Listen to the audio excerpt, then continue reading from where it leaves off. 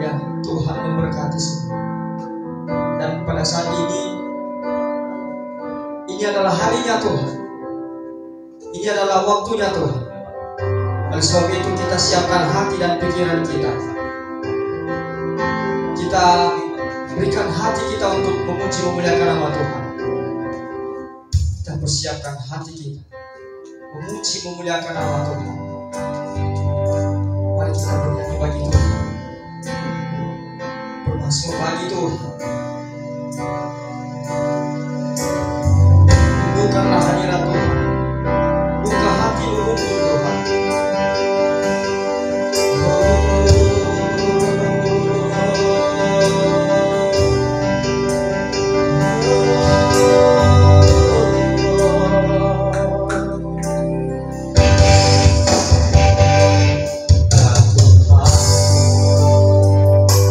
Aku hendak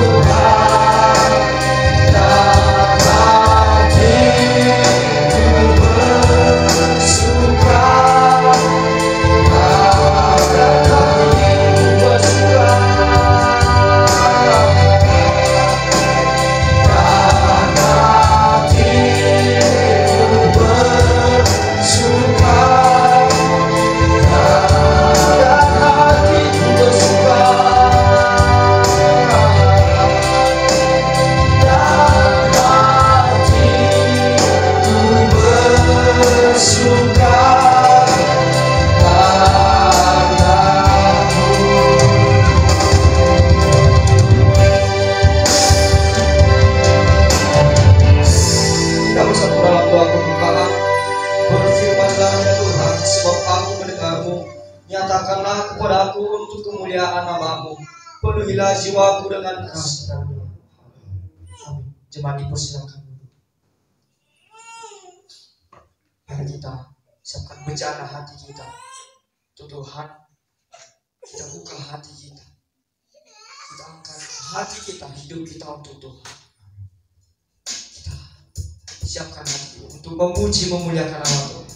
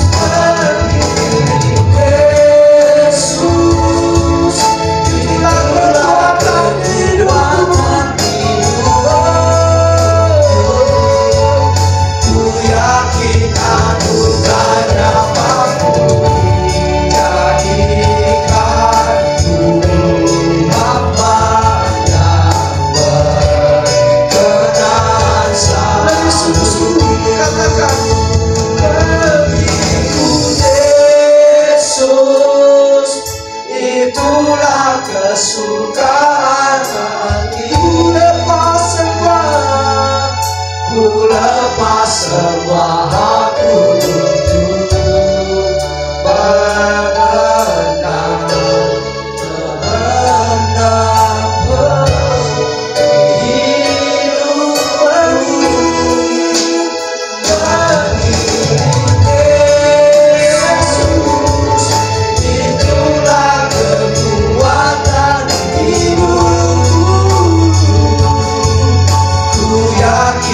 anugerahnya mampu jadikan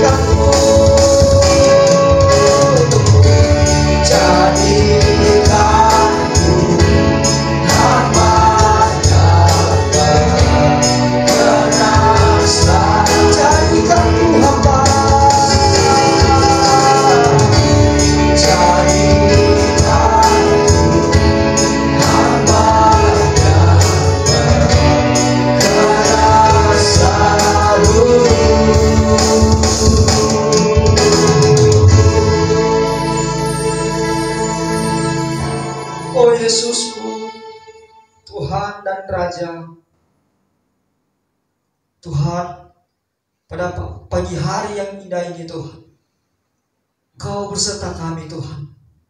Semuanya karena anugerah-Mu di dalam hidup kami.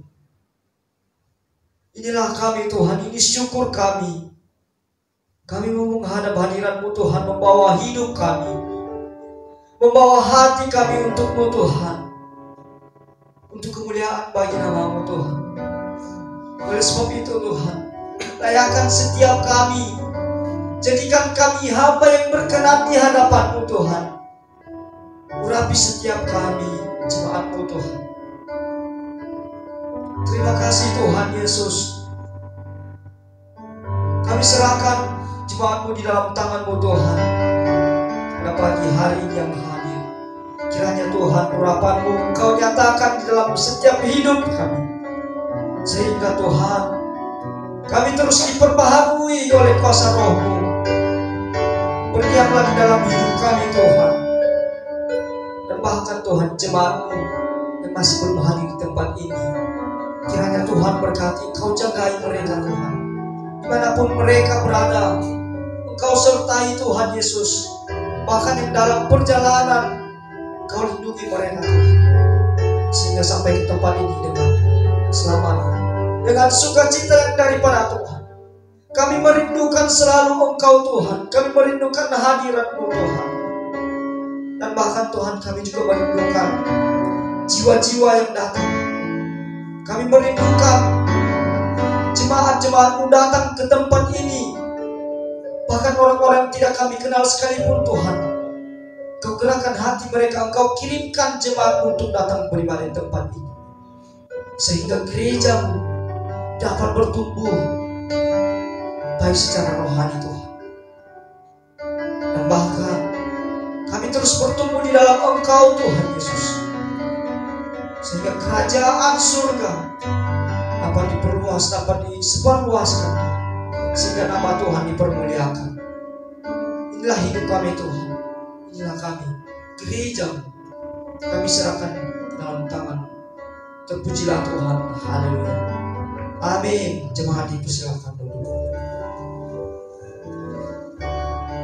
Puji Tuhan, haleluya. Puji Tuhan, haleluya. Ada sukacita Bapak Ibu, amin. Ya, kita semua yakin diberkati Tuhan. Oleh sebab itu kita bersukacita di dalam Tuhan. Kita bersorak-sorai bagi Tuhan. Kita bertepuk tangan bagi Tuhan.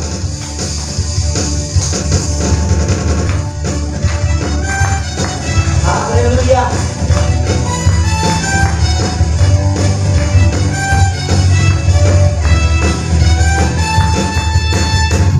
Aku melayangkan mata ke gunung-gunung. Dari mana datangnya? Dari mana datangnya pertolongan itu? Tuhan yang menciptakan langit dan bumi. Oh Dialah penolongku. Dia takkan Jangan kakiku goyah. akan berteduh di dalam naungan. Akan berteduh di dalam naungannya. Dia tak pernah tertidur, tak pernah terlelap. Tuhan tak menjagaku. Abadku dalammu, seluruh hidupku dalam genggamanmu. Takkan kau tinggalkan.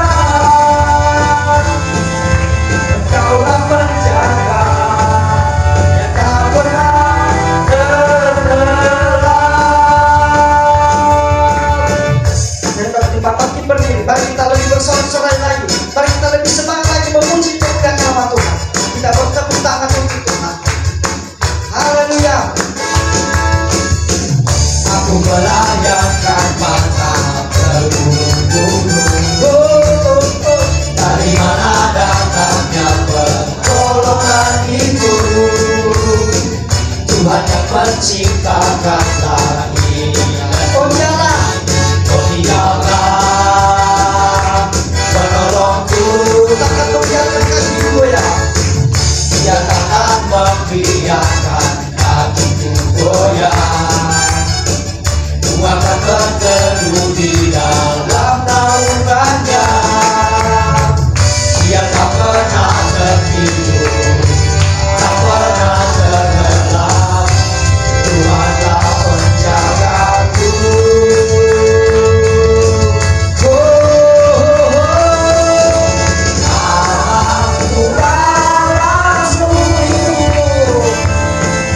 Seluruh hidupku dalam genggamanmu, takkan kau tinggalkan. Kaulah penjaga yang tak pernah tenggelam. Amanku dalam sembunyi dalam genggamanmu Tuhan. Seluruh hidupku dalam genggamanmu, takkan kau tinggalkan. Oh amin. Engkaulah penjaga yang tak pernah tenggelam. Amanku dalammu, seluruh hidup dalam genggamanmu, dalam genggamanmu, takkan kau tinggalkan. Engkaulah penjaga yang tak pernah tenggelam.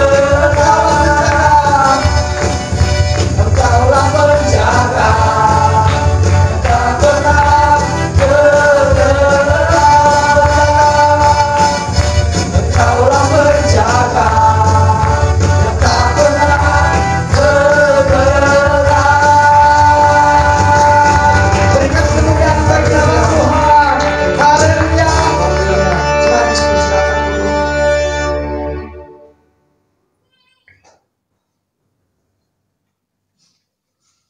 Puji Tuhan.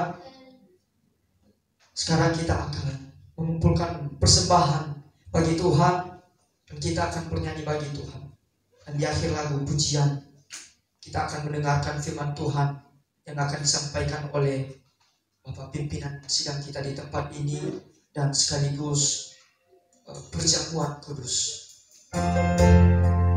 Kepada petugas museum, Kau tahu hatiku ya Tuhan, Kau tahu rinduku ya Tuhan. Ku merindukan hadirat-Mu.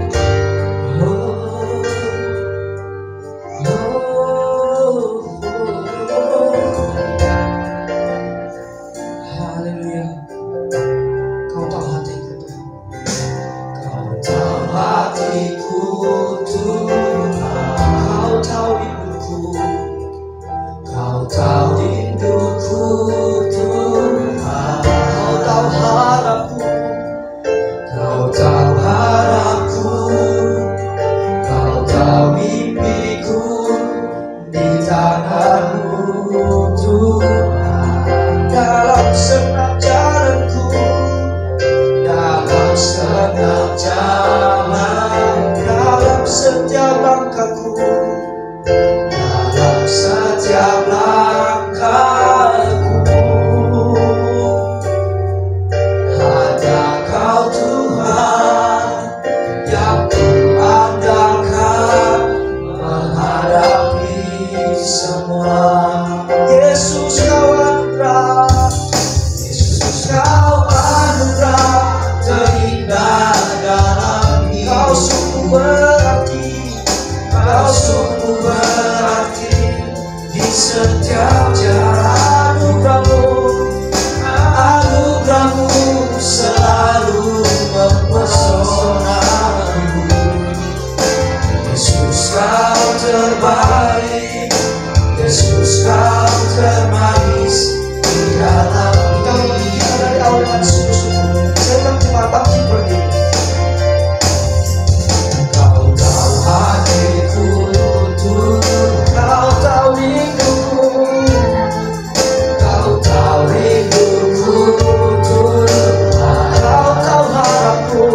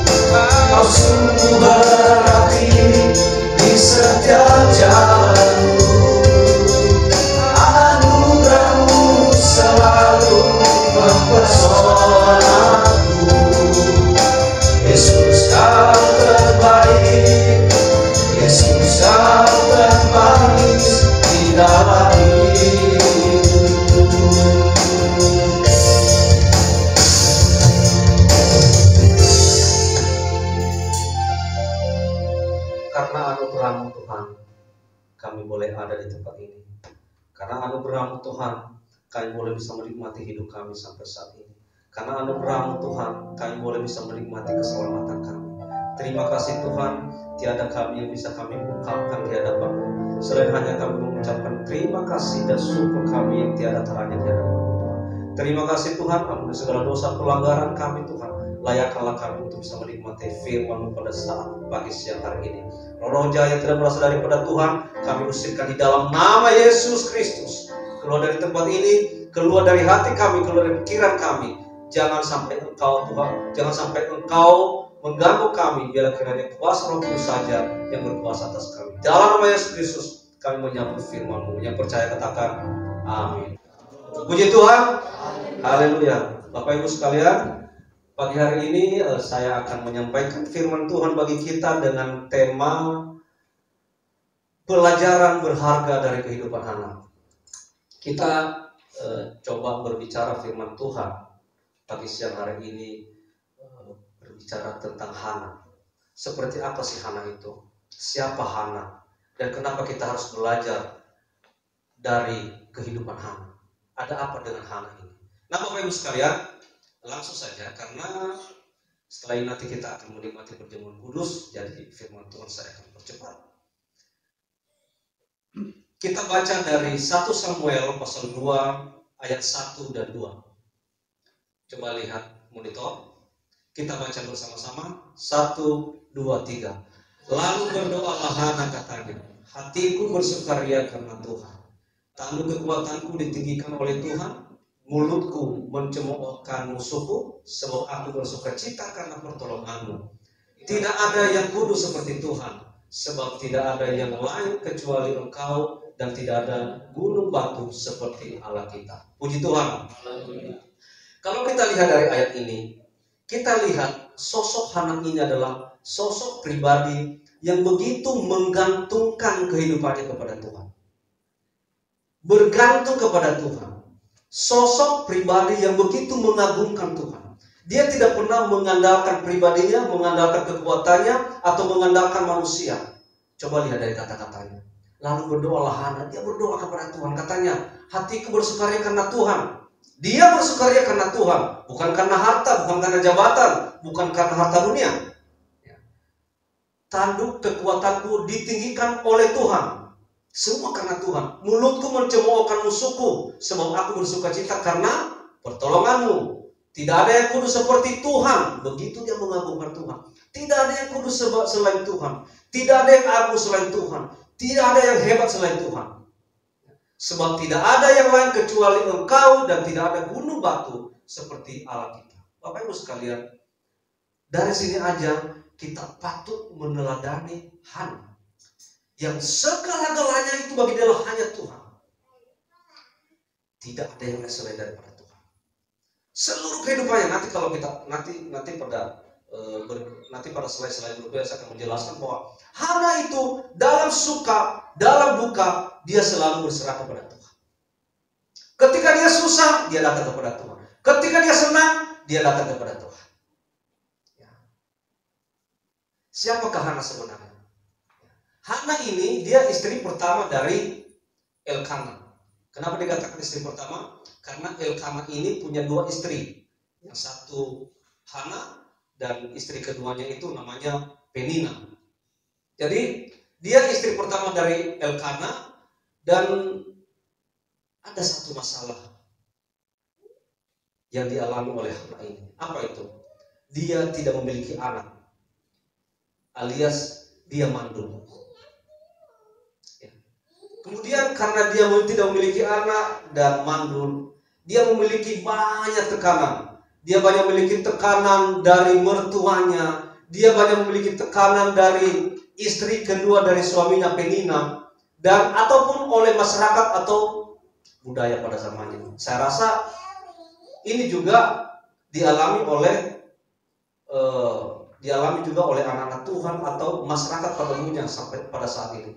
Ya, pada zaman sekarang juga saya rasa mereka juga mengalami masalah yang sama ketika tidak memiliki anak.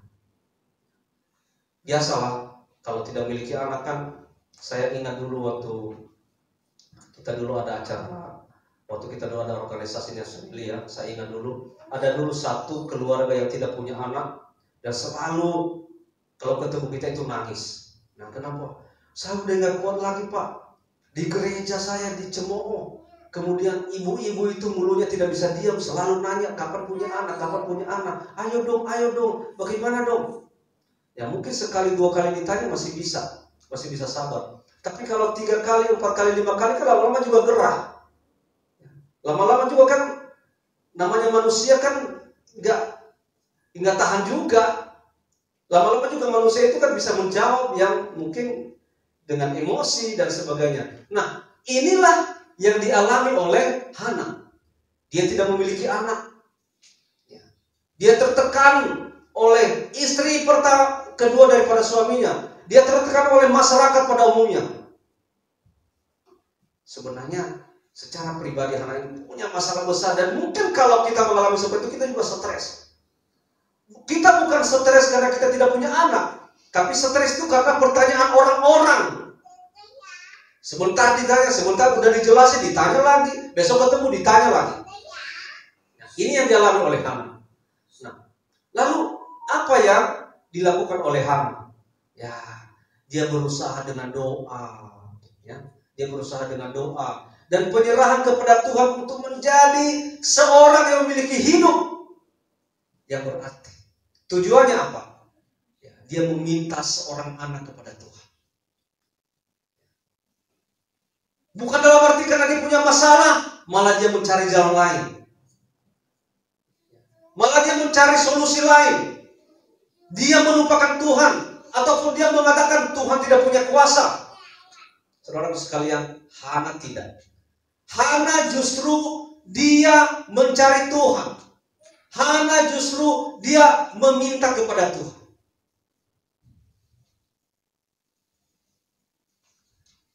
Pelajaran berharga dari hidup Hana. 1, dia pantang menyerah meski orang lain sudah menyerah. Coba kita lihat dari 1 Samuel pasal 1 ayat 1 sampai 3. Kita baca aja ayat 3-nya. Coba yang monitor. Kita baca 1, 2, 3. Orang itu dari tahun ke tahun pergi meninggalkan kotanya untuk sujud menyembah dan mempersembahkan korban kepada Tuhan semesta alam di Silo. Orang itu artinya Hana. Hana itu dari tahun ke tahun pergi meninggalkan kotanya dan sujud menyembah dan mempersembahkan korban kepada Tuhan. Dia tidak mau tahu dia dalam masalah besar, dia tidak punya anak. Dia tidak mau tahu dia punya masalah pribadi. Yang penting dari tahun ke tahun dia datang kepada Tuhan tanpa menghiraukan orang lain, tanpa menghiraukan apakah orang datang kepada Tuhan atau tidak. Dia sujud menyembah dan mempersembahkan korban kepada Tuhan semesta alam di Silo.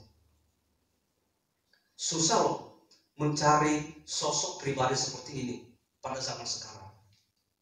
Susah loh mencari sosok pribadi seperti ini pada masa kini. Kenapa? Biasanya manusia dia minta sekali, 2 kali, 3 kali, 4 kali, lama-lama bosan dan mengatakan, ternyata tidak bermanfaat.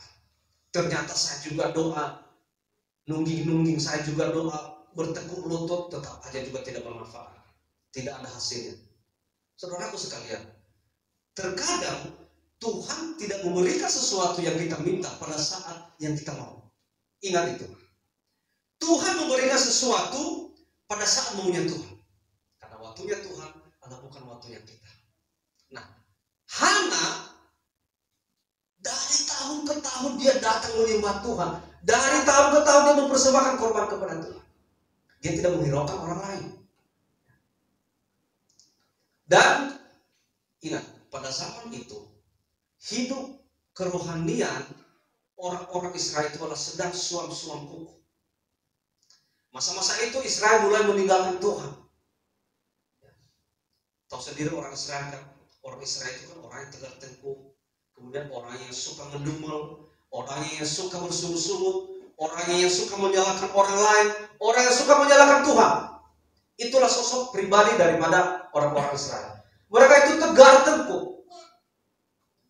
Padahal mereka itu umat pilihan Tuhan. Kebayang gak kalau mereka itu bukan umat pilihan Tuhan, mereka itu semua akan binasa. Tapi untungnya mereka itu umat pilihan Tuhan.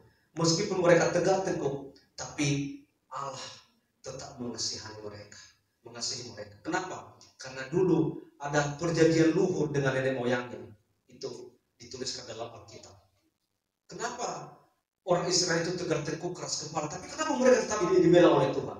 Karena orang Israel itu mereka punya perjanjian luhur dengan nenek moyang daripada Israel itu. Israel itu kan Yakub. Nenek moyang itu siapa? Abraham. Jadi dulu Allah itu punya perjanjian dengan Abraham. Bahwa dia menjadikan Israel menjadi umat pilihan. Di saat bangsa Israel mulai meninggalkan Tuhan, justru Hana tetap tidak menyerah. Dia tetap menyembah Tuhan. Dia tetap mempersembahkan korban kepada Tuhan. Kita, kalau kita udah kecewa dengan orang lain, kita kalau udah kesal dengan gereja, kita kalau udah kesal dengan hamba Tuhan, terkadang kita udah malas datang beribadah. Kita kalau udah kesal dengan hamba Tuhan, kita udah malas datang berdoa. Kenapa? Karena kita masih melihat sosok manusia. Kita masih melihat sosok hamba Tuhan. Kita masih melihat sosok teman-teman sepelayanan. Kita masih melihat sosok teman-teman sejemaat. Sehingga kalau kita lihat orang ini, kita lihat hamba Tuhan ini, kita lihat teman-teman jemaat, kita lihat teman-teman sepelayanan, tidak sedang hadapan kita tersandung, kita meninggalkan pelayanan, kita meninggalkan ibadah. Hana tidak peduli. Mau orang-orang Israel meninggalkan Tuhan, silakan. Dia tetap menyembah Tuhan. Ketika orang-orang Israel mulai meninggalkan Tuhan, dia tetap memberikan korban kepada Tuhan.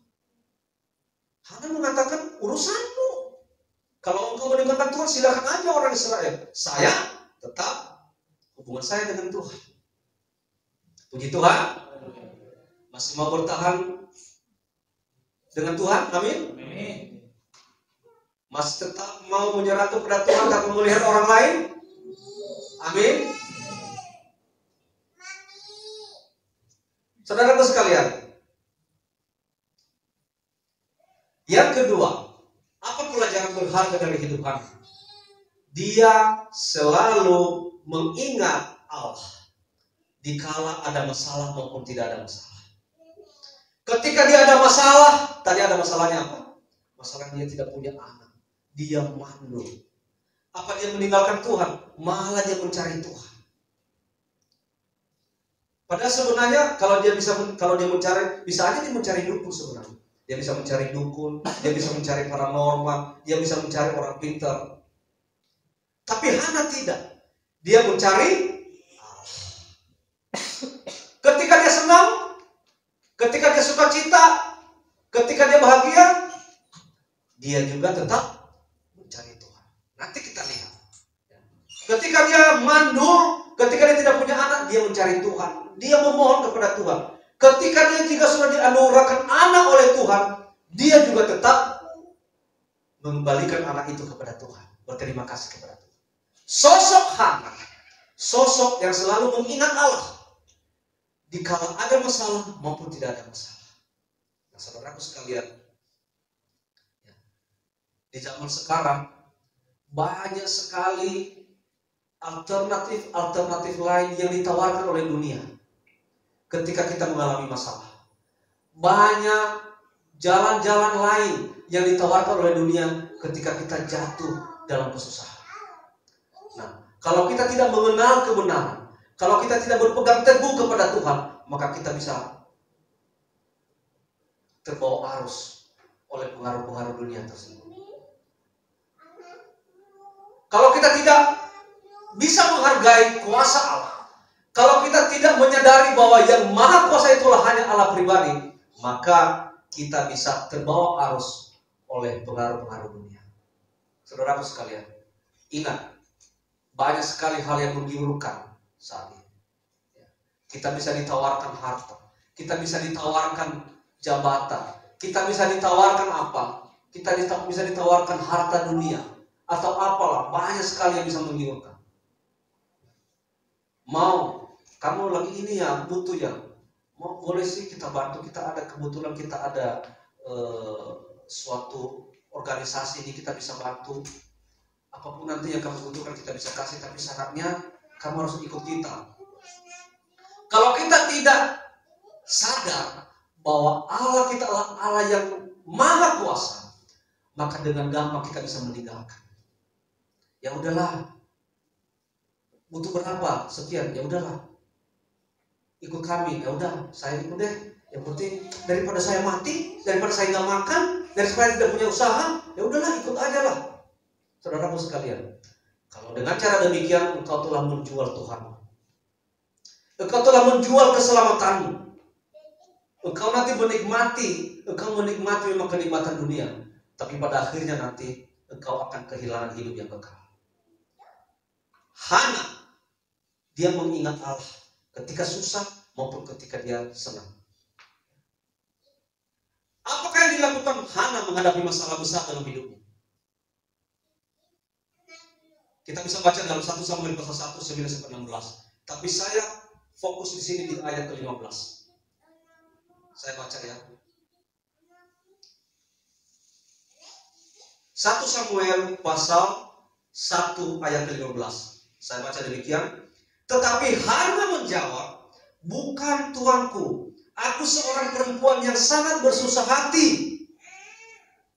Anggur atau minuman yang memabukkan tidak kuminum, melainkan aku mencurahkan isi hatiku di hadapan Tuhan.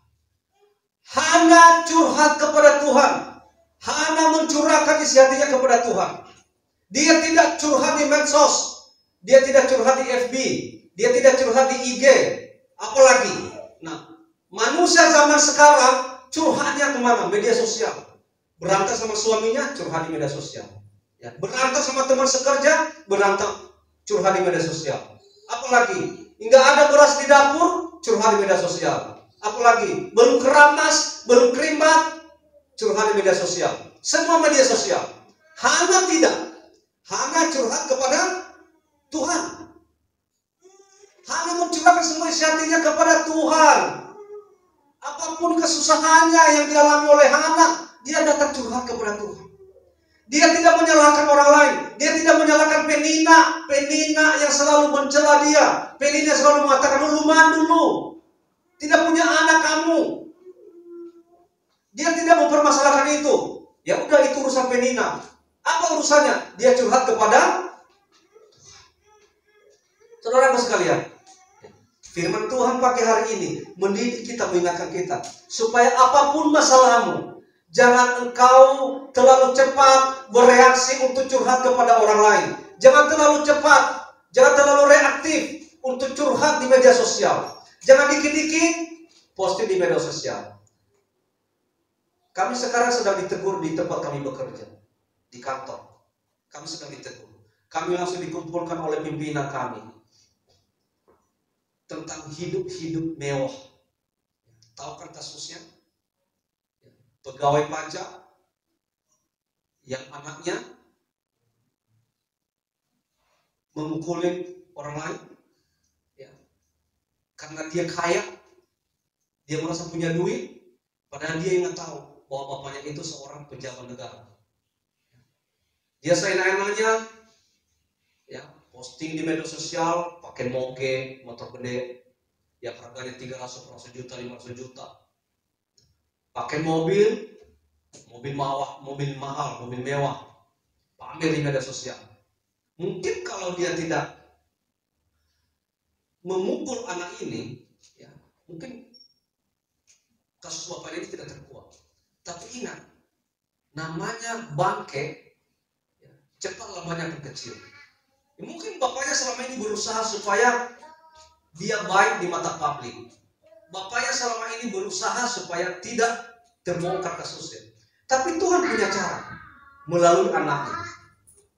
Coba. Saudara tahu siapa mereka? Agamanya apa? Orang Kristen. Namanya Rafael. Orang Kristen. Dua sekarang yang punya masalah di negeri ini. Satu, Ferdi Sambo. Orang Kristen juga. Pembunuh. Kedua, Rafael, anaknya mukulin anak orang, sekarang masuk rumah sakit, dipukul sama bapak belur. Kenapa? Dia merasa orang tuanya kaya, banyak uang. Mungkin ya, kalau kita mengadakan penelitian terbalik, pembuktian terbalik, tidak masuk akal. Seorang pejabat yang hanya eselon 3 punya harta sampai 56 miliar, itu tidak masuk akal. Dari mana uangnya? Nah, Tuhan akan bongkar itu dengan cara Tuhan sendiri. Kenapa sekalian? Kita sekarang tidak perlu pamer-pamer kekayaan, tidak perlu pamer ketika kita punya apa-apa.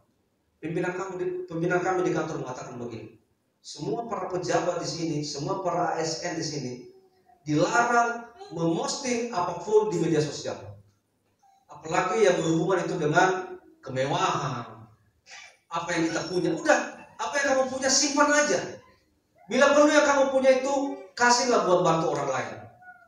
Itu pimpinan kami yang ngomong. Pimpinan kami itu muslim.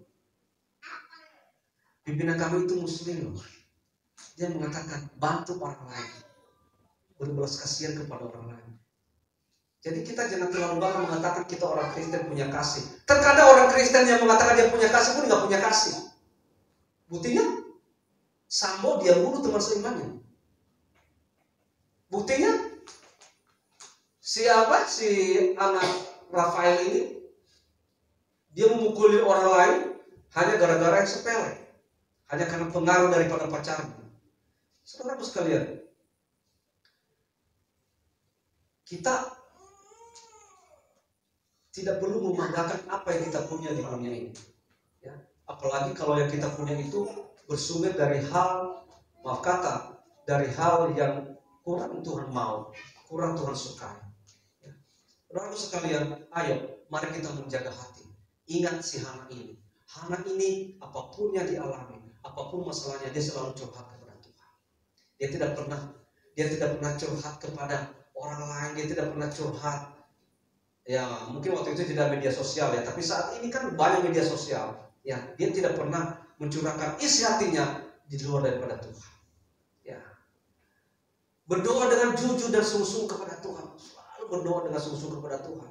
Dia mengungkapkan rasa sakit yang terdalam. Mungkin dia sakit hati karena dia dihina orang. Mungkin dia sakit hati karena dia diomongin orang. Ya. Kemana-mana dia diomongin. Dia mengungkapkan rasa sakitnya itu yang terdalam itu kepada Tuhan. Dan ketika dia berdoa, perhatikan ini. Ketika dia berdoa, dia sangat berkonsentrasi dalam berdoa. Sehingga ia tidak sadar akan keadaan sekelilingnya. Ketika saudara-saudara konsentrasi mendengarkan saya khotbah, orang lain lewat di sebelah kita pun kita tidak akan sadari dia lewat di sebelah kita. Ketika saudara-saudara sedang konsentrasi mendengarkan saya berkhotbah, saudara dicolek pun, saudara tidak akan sadar kalau saudara sedang dicolek. Tapi kalau kita tidak konsentrasi, jangankan dicolek, ya. Jangankan dicolek, jangkrik lewat aja kita dengar. Kita dengar orang ngomong, kita dengar. Orang mulutnya goyang sedikit, kita nguping. Kenapa? Kita tidak konsentrasi mendengarkan firman Tuhan. Ketika berdoa juga sama. Ketika berdoa, banyak sekarang berdoa, dia berdoa, tapi dia tidak konsentrasi dalam doanya. Sehingga gimana? Sehingga dalam doanya itu pun ngawur. Ada orang lewat di sebelahnya, berhenti dulu. Oh, ada orang yang lewat. Hana ketika dia berdoa, dia berkonsentrasi penuh dalam doanya. Sehingga ia tidak sadar akan keadaan sekelilingnya. Apapun yang lewat di sekelilingnya, apapun bising-bising di sekelilingnya, dia tidak akan sadar bahwa itu terjadi. Kenapa? Karena dia sedang konsentrasi, fokus berdoa kepada Tuhan. Saudaraku sekalian, saya juga mengajak kita di tempat ini. Ketika kita sedang menyembah, ayo menyembah dengan fokus kepada Tuhan. Ketika kita sedang ibadah, fokuslah beribadah. Ketika kita sedang berdoa, fokuslah berdoa. Ketika kita sedang mendengar firman Tuhan, fokuslah mendengarkan firman Tuhan. Kalau kita tidak fokus, maka iblis itu akan melakukan berbagai cara untuk mengganggu pikiran kita, untuk menggoyah konsentrasi kita. Ketika kita konsentrasi aja, iblis berusaha mengganggu loh. Apalagi kita tidak konsentrasi. Ingat Hana, dia konsentrasi, sehingga dia tidak sadar akan keadaan di sekelilingnya. Pada saat berdoa, dia bernasar kepada Tuhan. Apa nasarnya? Nanti kita baca. Bagaimana sikap Hana setelah berdoa? Ketika dia berdoa, ketika dia setelah selesai berdoa, sikap Hana mukanya tidak muram lagi. Itulah tanda-tanda orang yang berdoa dengan penuh konsentrasi dan fokus kepada Tuhan. Kenapa? Biasanya kalau kita lagi punya masalah, biasanya kan beban kita itu berat sekali. Beban pikiran kita berat. Dan itu terlihat pada mimik kita, wajah kita. Muka kita juga berat, muka kita muram. Dan kalau kita berdoa kepada Tuhan, lalu doa kita itu tidak konsentrasi, tidak fokus ketika kita berdoa, maka walaupun kita berdoa beberapa kali, tetap aja muka kita muram. Tetapi Hana, karena dia ketika berdoa itu fokus konsentrasi kepada Tuhan, setelah selesai berdoa, mukanya tidak muram lagi. Apa aplikasinya bagi kehidupan kita?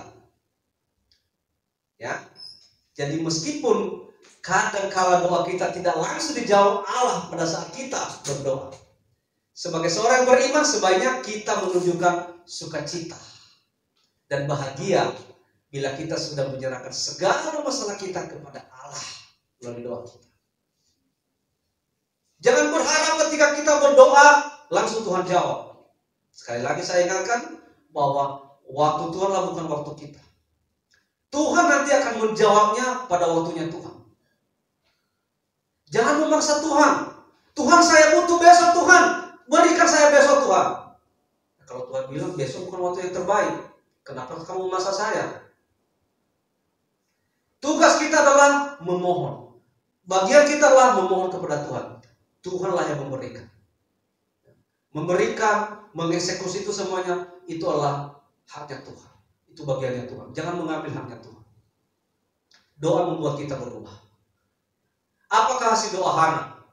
1 Samuel pasal 20 dikatakan, Tuhan membuat Hana mengandung dan melahirkan seorang putra yang diberi nama siapa? Samuel. Coba luar biasa saudaraku sekalian. Itu masalah Hana dari dulu. Dia tidak punya anak. Dia mandul, dia dicemooh orang, dihina, disepelekan sama istri muda daripada suaminya. Tapi karena dia fokus kepada Tuhan, dia mencurahkan isi hatinya kepada Tuhan, akhirnya Tuhan membuat Hana mengandung dan melahirkan seorang anak yang diberi nama Samuel. Siapa yang tidak kenal Samuel? Samuel itu adalah salah satu tokoh di dalam kitab Tuhan. Tuhan memberikan yang terbaik. Ketika fokus, konsentrasi, mencurahkan isi hati kepada Tuhan, maka Tuhan juga akan memberikan yang jauh lebih baik. Lalu pertanyaannya, ketika anak itu sudah Tuhan berikan, apakah Hana lupa kepada Tuhan? Tidak. Nah ini tadi saya katakan, bahwa dalam susah, dalam suka, Hana tetap ingat kepada Allah. Apa yang Hana lakukan setelah doanya dijawab? 1. Hana menaikkan doa dan ucapan syukur kepada Tuhan. Manusia terkadang ketika dia sudah mendapat sesuatu yang dia inginkan, terkadang lupa kepada Tuhan. Itu naluri manusia. Apalagi kalau dia tidak sungguh-sungguh dalam Tuhan. Kalau dia sudah dapatkan, terima kasih. Malah dia memikirkan gimana saya menistakan ini, gimana saya merayakan ini. Waduh, dia lupa sama Tuhan. Tapi Hana, dia langsung menaikkan doa dan ucapan syukur kepada Tuhan. Jadi Hana itu tidak berdoa saat ada masalah, saudaraku sekalian. Ketika tidak ada masalah pun, ia tetap setia kepada Tuhan. Mari. Saya yakin di antara kita di sini tidak ada yang tidak punya masalah. Siapa yang tidak punya masalah, angkat tangan. Siapa yang tidak punya masalah angkat tangan. Si lagi punya masalah. Masalahnya apa tuh? Punya masalah. Mungkin dia pengen minta beli motor sama papanya, mungkin papanya belum beli. Masalah juga buat dia tuh. Wah, teman-teman gua punya motor, masa bapak gua nggak beli motor? Masalah juga buat anak kecil. Beda-beda masalah masing-masing. Selain kita masih hidup pasti punya masalah. Nah, ketika punya masalah, ayo curhat kepada Tuhan. Ketika tidak punya masalah, ayo datang kepada Tuhan. Belajar kepada hak. Yang ketiga, dia bukan hanya berani meminta, namun juga berani memberikan yang terbaik. Tidak tanggung-tanggung. Saya mau katakan, Hana ini hampir sama dengan, bahkan saya bilang sama dengan Abraham. Abraham menunggu Ishak itu berapa lama? Nah, setelah ada, Tuhan meminta, dia kasih nggak? Dia kasih. Hana juga sama. Dia sudah lama menunggu Samuel ini. Ketika sudah ada, ketika Tuhan berikan, dia berikan kepada siapa? Dia kembalikan kepada Tuhan. Dia berani memberikan yang terbaik. Ingat, berikan yang terbaik. Apapun yang kita berikan kepada Tuhan, berikan yang terbaik. Mulai hati kita, berikanlah hati yang terbaik kepada Tuhan. Hidup kita, berikanlah hidup kita yang terbaik kepada Tuhan. Harta kita, berikanlah yang terbaik kepada Tuhan. Jangan hitung-hitungan kepada Tuhan. Ketika kau memberikan yang terbaik kepada Tuhan, Tuhan akan mengganti berlipat kali ganda. Amin? Amin? Ketika kau memberikan yang terbaik kepada Tuhan, Tuhan berikannya jauh lebih baik daripada itu. Buktinya Hana. Dia minta anak begitu lama, Tuhan berikan Samuel. Ketika Samuel ada, dikembalikan kepada Tuhan. Apakah Tuhan sampai di situ kasihnya kepada Hana? Enggak. Nanti kita lihat. Bukan hanya berani meminta, namun juga berani memberikan yang terbaik. Sebagaimana nazar Hana kepada Tuhan, maka setelah Samuel disapi, Hana menyerahkan Samuel kepada Tuhan. Dikembalikan kepada Tuhan. Mungkin kalau kita, aduh Tuhan, anak cuma satu. Ini udah saya tunggu bertahun-tahun. Tuhan minta lagi, aduh. Mungkin kalau kita mikir, saya jadi gak punya anak lagi dong. Tapi Hana tidak, dia tetap pada nazarnya kepada Tuhan. Dia akan menyerahkan Samuel kepada Tuhan. Apakah pelajaran berharga yang kita dapatkan dari Hana? Melalui tindakannya, menyerahkan Samuel kepada Tuhan untuk dididik oleh Imam Eli. Apa yang kita pelajaran, apa yang kita ambil dari sikap Hana ini? Ya. Kisah dan kehidupan Hana mengajar kepada kita agar kita menjadi seorang yang berani meminta, tetapi berani memberikan yang terbaik. Ketika kau berani meminta yang terbaik kepada Tuhan, maka kau juga harus berani memberikan yang terbaik kepada Tuhan. Jangan ketika kau diberkati, maka kau lupa kepada Tuhan. Jangan engkau diberikan apa yang engkau mau, maka engkau juga lupa memberikan yang terbaik kepada Tuhan. Hana berani meminta dan berani juga memberikan yang terbaik. Kita harus memberikan hal yang paling berharga yang kita miliki kepada Tuhan. Kita belajar bahwa harta yang terbesar benar-benar aman ketika diberikan kepada Tuhan.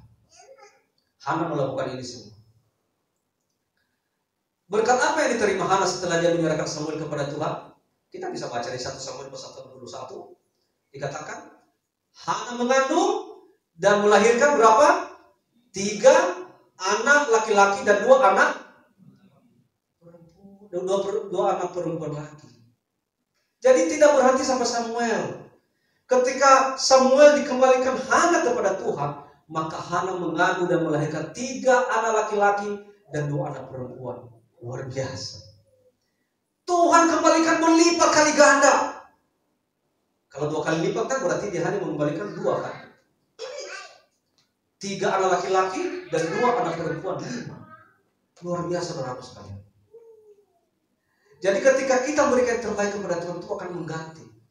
Jangan takut miskin berkorban untuk Tuhan. Jangan takut susah berkorban untuk Tuhan. Tuhan akan mengganti berlipat kali ganda. Tapi dengan syarat, lakukan semuanya dengan iman. Jangan lakukan dengan terpaksa. Lakukan dengan iman. Hana juga melakukan itu semua dengan iman. Kalau bukan karena iman, nggak mungkin dia melakukan itu. Kalau bukan dengan iman, nggak mungkin dia datang sendiri kepada Tuhan, berulang-ulang datang kepada Tuhan. Sementara orang Israel sedang suam. Orang Israel sedang drop rohaninya, sedang pada meninggalkan Tuhan. Kalau bukan karena iman, nggak mungkin Hana melakukan itu. Tapi karena iman, dia melakukan semuanya tanpa melihat orang lain. Dan apa hal yang dia dapat? Apa hasil yang dia dapat? Dia akan mendapat berkat berlipat kali ganda dari Tuhan. Aplikasinya, Allah akan mencurahkan lebih banyak berkat kalau kita menjadi penata layan yang setia seperti Hana. Allah akan memberikan dan mencurahkan lebih banyak berkat kalau kita menjadi penata layan yang setia seperti Hana. Ayo teman-teman sekalian, rekan-rekan pelayan Tuhan, lakukanlah pelayanan ini dengan sepenuh hati, lakukan dengan sepenuh hati, ya. Lakukan dengan ikhlas kepada Tuhan, lakukan dengan totalitas kepada Tuhan. Maka Tuhan nanti akan mengganti segala sesuatu yang terbaik pada berlipat kali ganda seperti Hana. Kita harus percaya. Penutup, mari kita baca bersama-sama. 1, 2, 3.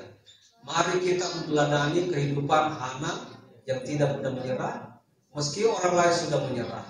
Selalu mengingat Allah dikala ada masalah maupun tidak ada masalah, dan tidak hanya meminta, tetapi berani memberikan yang terbaik. Puji Tuhan. Amin.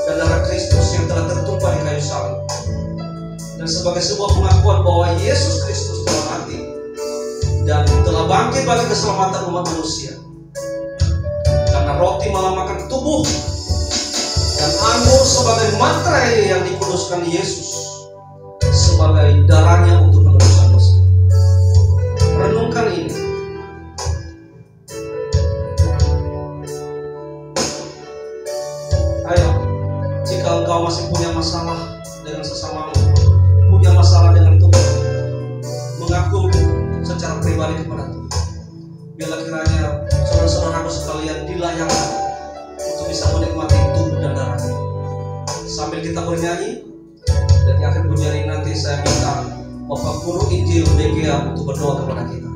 Kita akan bernyanyi sekali lagi. Haleluya. Terima kasih Tuhan Yesus. Ku ada sebab anugerah-Mu, ku ada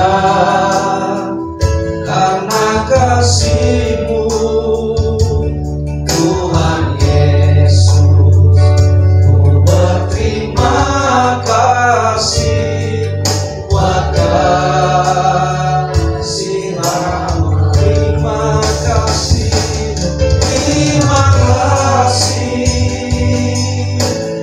Yesus, Yesus.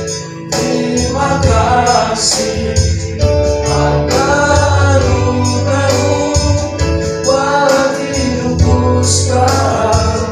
Ku kan memuji-Mu selamanya. Terima kasih Yesus, Yesus. Terima kasih anugerah-Mu buat hidupku sekarang. Ku kan memuji-Mu selamanya.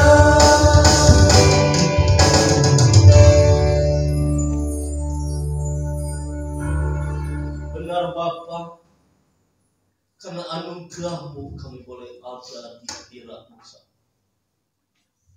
Pengorbanan-Mu yang Engkau lakukan membawa kami di hadapan Tuhan, boleh bersekutu di hadapan-Mu saat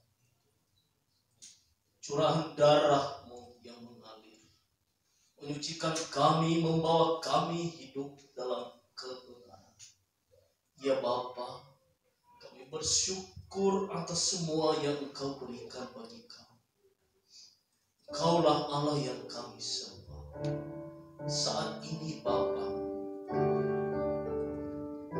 kami ada dan mau bersekutu terus di hadapan Tuhan. Anggur dan roti yang ada di hadapan kami melambangkan darah dan tubuh telah tercurah untuk kami, menyucikan kami dari segala dosa yang kami perbuat. Kini kami berbahagia sebab Engkau telah menyucikan kami. Kami bersekutu di hadapan-Mu Tuhan, dan kami makan dan minum. Biarlah ini menjadi bagian dalam hidup kami, dalam menjalani hari-hari kami, mencerminkan kehidupan Kristus dalam hidup kami, dalam setiap langkah kami. Berkuasalah atas kami, kuduskan kami oleh karena darah-Mu dan tubuh-Mu Bapa. Kami memerlukannya dan kami mempergunakannya dalam nama Yesus Kristus. Haleluya. Amin. Amin. Mari Bapak Ibu sekalian, kita angkat pujian buat Tuhan. Salibnya, dan nanti hamba Tuhan akan berikan pada semua.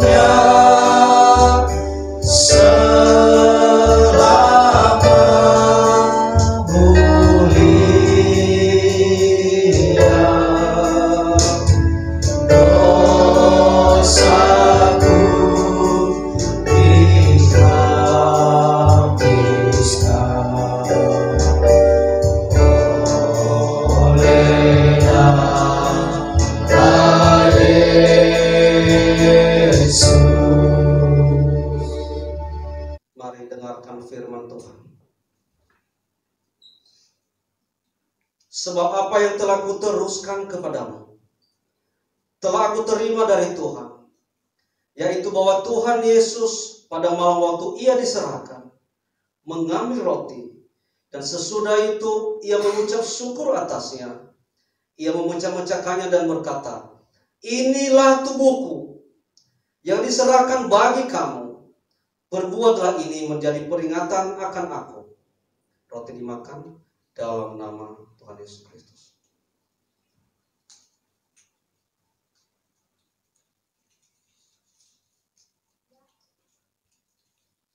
Mari pindahkan anggur ke tangan kanan saudara dan silakan diangkat. Demikian juga ia mengambil cawan sesudah makan, lalu berkata, "Cawan ini adalah perjanjian baru yang dimeteraikan oleh darahku. Perbuatlah ini setiap kali kamu meminumnya menjadi peringatan akan aku." Diminum dalam nama Tuhan Yesus Kristus.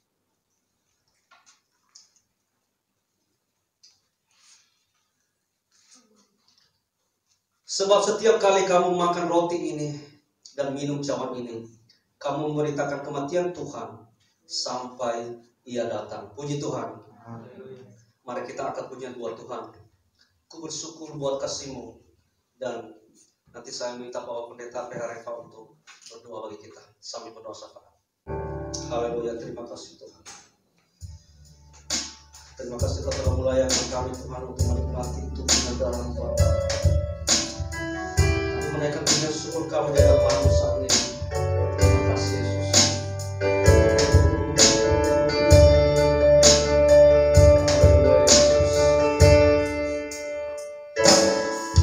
Ku bersyukur buat kasih-Mu menyelamatkan hidupku.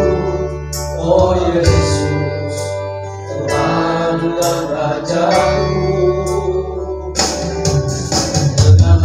Akan ku balas tanpa Kamu yang ajaib. Biarlah hidupku selalu menyenangkan hati-Mu. Bersyukur buat kasih-Mu menyelamatkan hidupku. Oh Yesus, Tuhan dan Raja-Ku.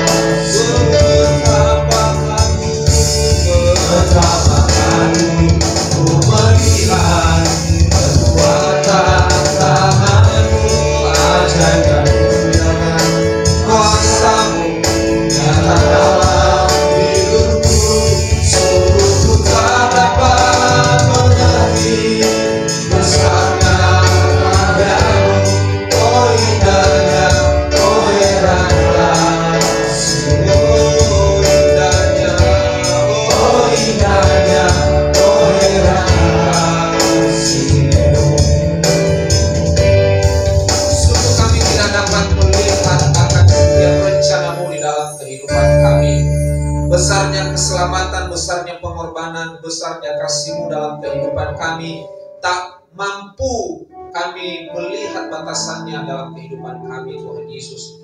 Bahkan tidak ada batasannya apa yang sudah Tuhan anugerahkan bagi kami. sehingga Tuhan mencurahkan setiap kehidupan yang Tuhan sudah berikan di dalam kehidupan kami ini. Hari ini Tuhan, kami belajar dari kehidupan Hana. Dia memberikan yang terbaik, maka Tuhan juga membalaskan baginya hal yang terbaik.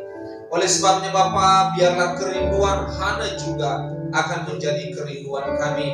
Biarlah juga Hana yang dengan usaha berdoa kepada Tuhan tahun demi tahun, bahkan hari demi hari, dalam tekanan apapun yang sedang dia alami, tetapi dia tidak pernah berhenti. Dia tidak pernah menyerah, tetapi justru itu akan memicu kehidupannya untuk semakin dekat kepada Engkau ya Tuhan kami. Hari ini Tuhan, kami menikmati, kami bersekutu dengan tubuh dan darah-Mu Tuhan. Kami mengingat kembali, kami memperingati kembali akan di mana Engkau telah mengorbankan hidup-Mu bagi kami, umat-Mu manusia ini. Sehingga kami mengingat dan kami flashback kembali Tuhan, apa yang sudah Tuhan anugerahkan bagi kehidupan kami.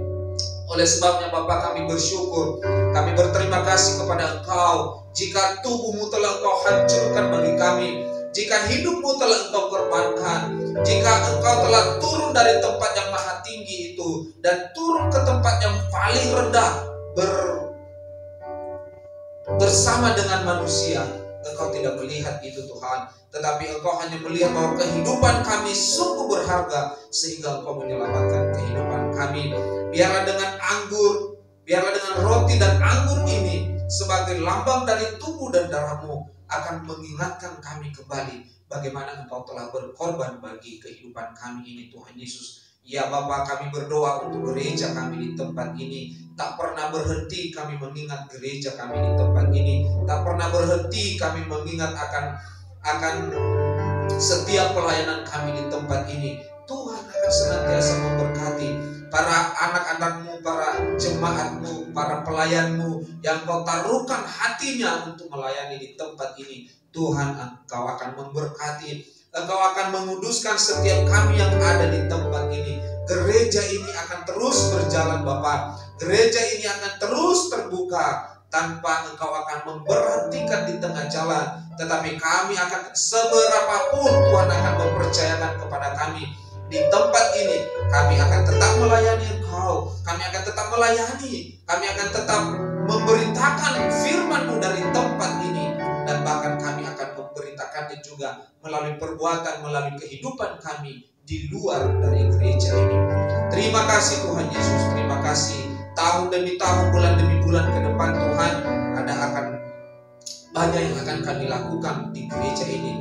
Tuhan, kami serahkan semuanya ke dalam tangan-Mu. Senantiasa kami ada di dalam tangan Tuhan, dalam berkat-Mu Tuhan Yesus.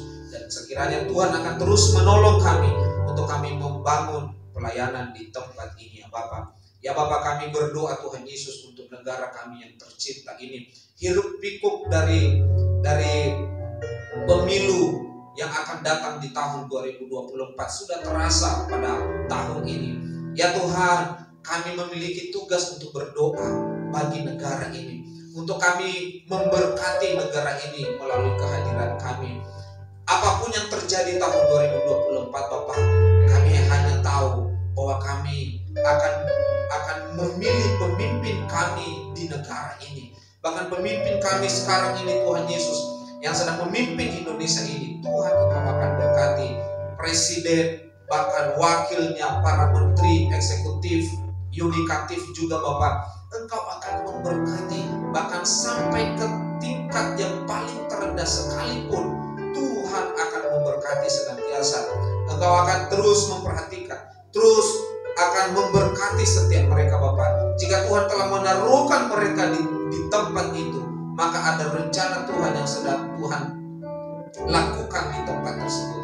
Oleh sebabnya Bapak, kami berdoa pergantian yang akan terjadi tahun 2024 kami serahkan ke dalam tangan-Mu.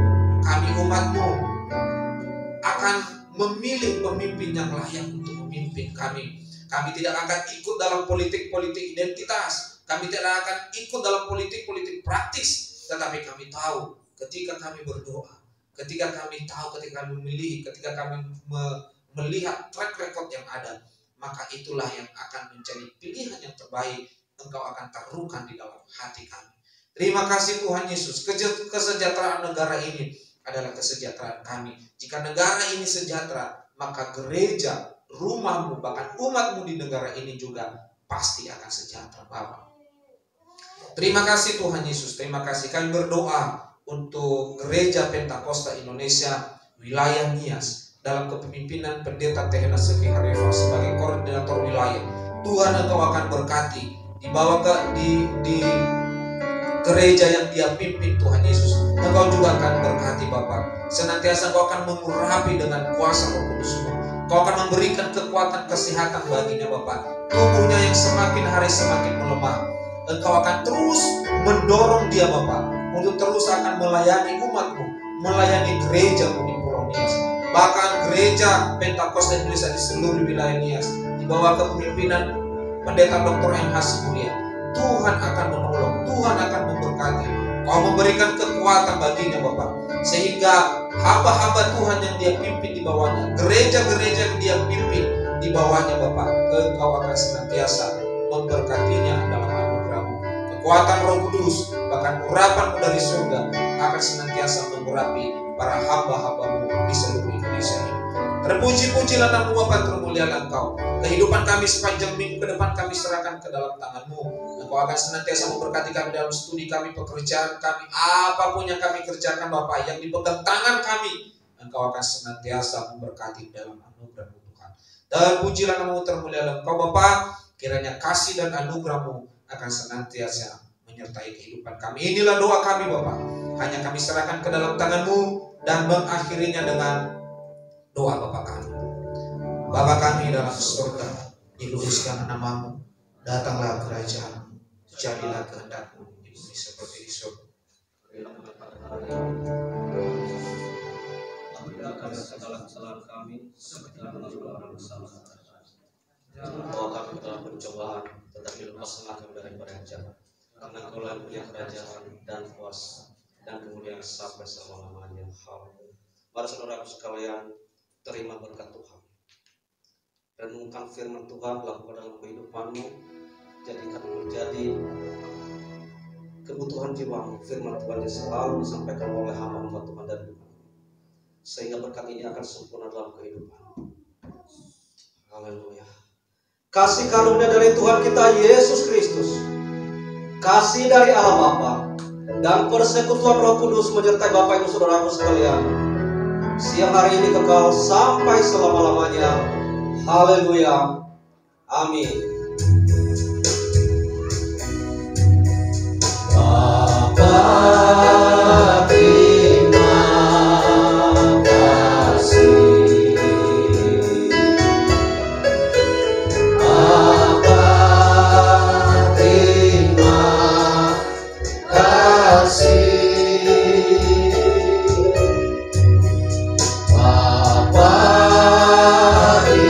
Dalam surga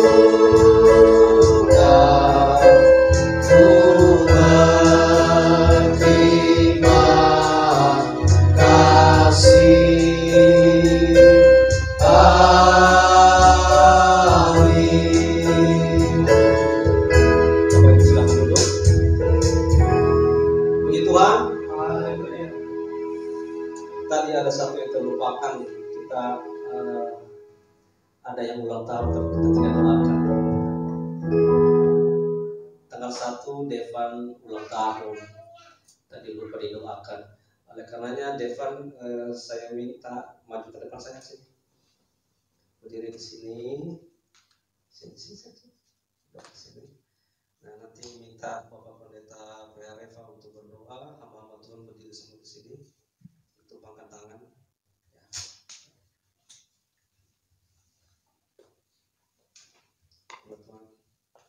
Mari kita semua jemaat tumpangkan tangan. Mari kita sama-sama berdoa, arahkan tangan kita kepada anak kita ini supaya tetap dalam anugerah dan diberkati oleh Tuhan. Mari kita berdoa. Tuhan, kami kembali berdoa menyerahkan ke dalam tangan-Mu anak kami Devan yang pada tanggal 1 kemarin Engkau kembali menambahkan umurnya 1 angka lagi. Tuhan, kami serahkan ke dalam tangan-Mu. kerjanya, di sekolahnya, Engkau akan menjadikan dia berkat. Tuhan, kami serahkan hidupnya ke dalam tangan-Mu. Pakailah dia dalam bidang apapun yang nantinya Engkau percayakan baginya. Engkau akan terus memberkati hidupnya. Engkau akan terus menumpahkan berkat itu yang dari surga, sehingga hari-hari kehidupannya setahun ke depan lagi, Tuhan, izinkan dia berjalan di umurnya yang sekarang ini, sehingga dia akan tetap di dalam anugerah-Mu, di dalam kasih-Mu, dan di dalam berkat kasih anugerah-Mu. Kiranya kasih anugerah Tuhan, damai sejahtera dari Tuhan akan tetap tinggal dalam hidupnya, dalam hatinya, dan Engkau akan terus menjamahkan tangan-Mu kepadanya ya Tuhan, dalam setiap perjalanan kehidupannya. Engkau menjadikan dia anak yang baik bagi orang tuanya, dan terlebih di hadapan-Mu Tuhan Yesus. Terpujilah nama-Mu, termulialah Engkau. Hanya di dalam nama Tuhan Yesus berkat ini akan menjadi miliknya Tuhan. Sama-sama kita katakan amin. Tuhan memberkati semua. Oke, terima kasih untuk hambanya atas firman yang disampaikan bagi kita, agar kiranya mengingatkan kita selalu untuk selalu mencari Tuhan, mendahulukan Tuhan dalam apapun setiap kondisi kehidupan kita, karena ketika kita sudah mengangkat tangan maka Tuhan akan turun tangan.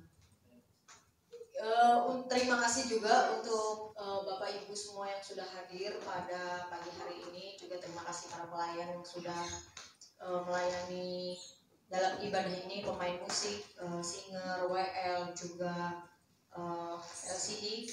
Terima kasih. Untuk pelayanan minggu depan tanggal 12 Maret jam 10 sampai jam 12 seperti biasa.